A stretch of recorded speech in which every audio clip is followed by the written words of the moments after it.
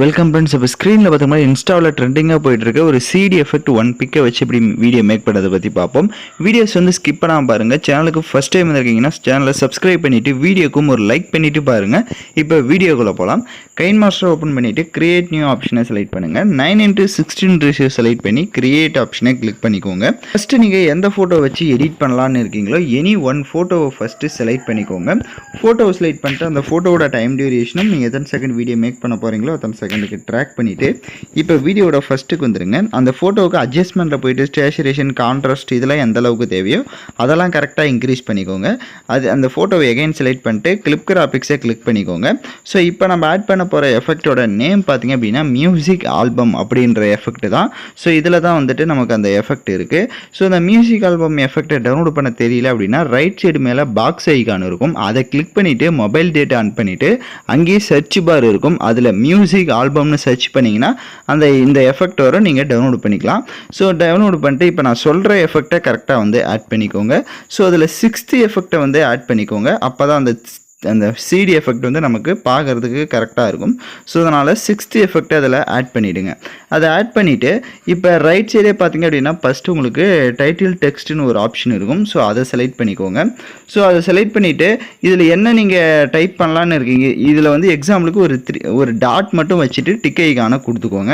ஏன் அப்படின்னா அதில் அந்த இடத்துல வந்து நம்ம லிரிக்ஸ் வீடியோவை செட் பண்ண போகிறோம். கீழேயும் ஒரு டைட்டில் டெக்ஸ்ட்னு இருக்கும்.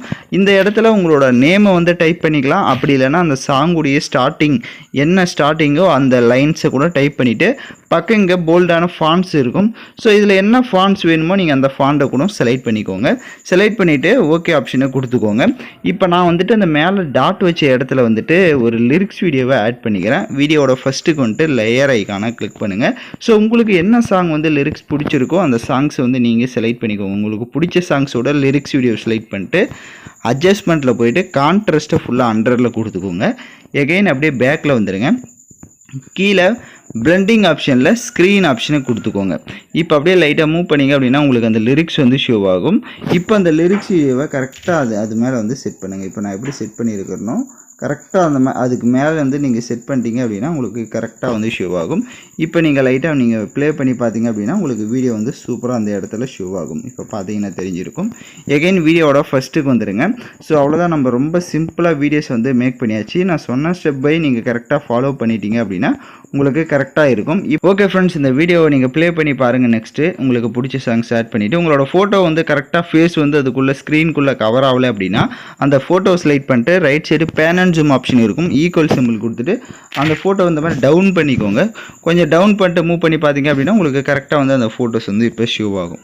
இப்போ நீங்கள் ப்ளே பண்ணி பார்த்துட்டு எக்ஸ்போர்ட் பண்ணிவிடுங்க. ஓகே ஃப்ரெண்ட்ஸ், இந்த வீடியோ பிடிச்சிருந்தால் லைக் பண்ணுங்கள், ஷேர் பண்ணுங்கள், சப்ஸ்கிரைப் பண்ணிவிட்டு கூட இருக்க பெல் பட்டனை கிளிக் பண்ணுங்கள். அப்போ தான் நம்ம சேனல்ஸில் போடுற எல்லா வீடியோஸோட நோட்டிஃபிகேஷன்ஸும் உடனடியாக வரும்.